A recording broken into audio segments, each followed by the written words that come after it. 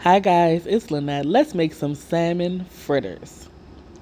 First things first, we're going to mix our dry ingredients. We have all-purpose flour, baking powder, salt, sugar, paprika, and Cajun seasoning in our bowl. We're going to give all of that a good mix until it's well combined. And then we're going to set our dry ingredients to the side until we're ready to make our fritter batter. All right, let's prep our veggies. So we have some green onion or scallion. We have a red bell pepper, jalapeno pepper, and then I'm going to use some minced garlic, or you can use fresh garlic and mince it yourself. I just didn't have any, so I'm just going to use what I have. So first thing we're going to do is just cut the bottom of our green onion off, and then we're just going to start to slice our green onion. Now I'm not going to slice the entire thing because, like I said, I only need about a quarter cup, so probably about 2/3 of the way up I'm going to stop slicing. Alright, so I'm just going to take my knife and just rock it back and forth over top of my green onion just to cut them a little bit finer. It's really simple. You can see I'm kind of steadying the knife at the top and just rocking it at the bottom across my green onion. So I have a quarter cup measure cup here. We're just going to do a rough little measure. If it's not perfect, don't worry about it. Just get as close as possible. And once we get about a quarter cup, we're going to add that to a separate bowl. All right, so let's work on our red bell pepper. We're probably going to use about half of this red bell pepper. It's a pretty nice size.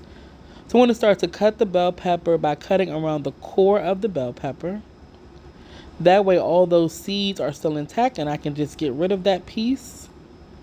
So we're going to start to slice our piece of bell pepper just like I'm doing here. And I'm just going to cut away a little bit of that white part. There we go. All right, so once we slice that first piece, we're just going to dice our pieces, just like I'm doing here. And then I'm going to use another piece. So after I dice this up, we're going to grab another piece and do the exact same thing.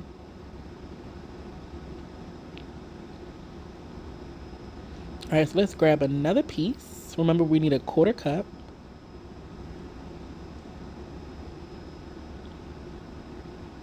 And after we slice, we're going to dice. And then I'm just going to run my knife over our bell pepper the same way I did the green onion because I want to chop these pieces a little bit finer as well. If you don't want to chop by hand, you can always put everything into a food processor and just pulse a few times. Just make sure you don't over pulse your veggies because you'll turn them into a paste and we don't want that. Just going to go back and forth with my knife just like I'm doing here. It's looking so good already. I love the colors.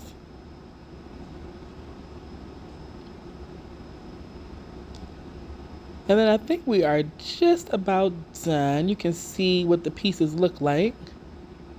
I'm going to measure my red bell pepper as well. And don't worry about the leftovers. You can use those in an omelet or something else later on. So they will not go to waste. All right, so that's in our bowl. The next one we're going to do is cut up our jalapeno. Now for the jalapeno, I am not going to use the seeds, but if you prefer something a little bit spicier, you can always keep the seeds. So I'm going to cut my jalapeno the same way I did the red bell pepper. Just cut around that core and get rid of the seeds. And then, of course, I'm going to slice and then dice. That seems to be our theme for this video. So just slice and dice. We're almost done prepping our veggies. All right, so once we have our slices, turn it around. We're just going to dice just like this. And then, of course, once we dice, we're going to run our knife over our jalapenos just to mince them a little bit finer. And this is looking good. All right, so once our jalapeno is nice and finely diced, of course, we're going to add that to the bowl with our green onion and our red bell pepper.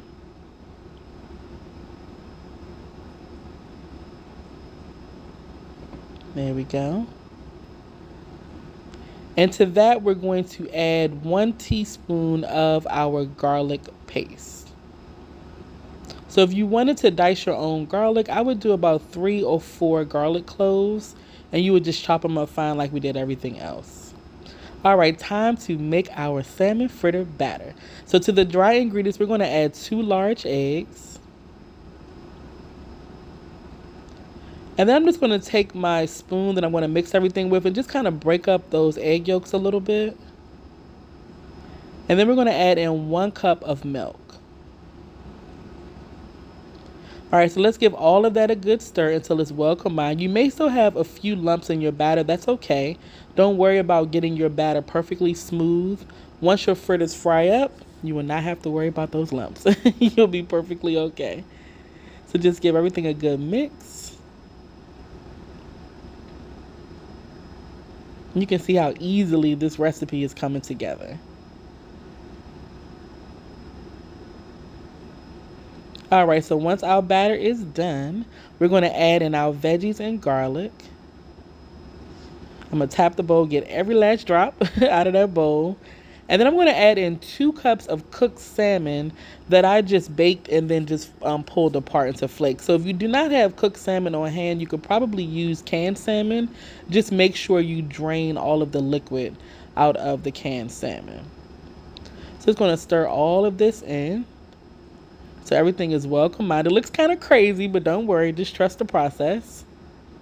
This is our batter. It's pretty much like a pancake batter, a thick pancake batter. And it's ready to go.